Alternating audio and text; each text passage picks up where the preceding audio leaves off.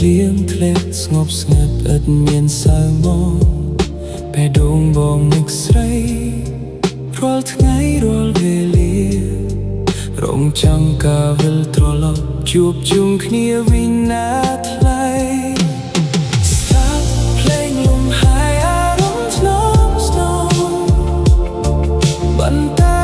ចិត្តទៅតាមពពោចង់វាក់ភ្លេងបោសងអែលអារម្មណ៍ហោះហើរទៅតាមខ្យល់ជំនោ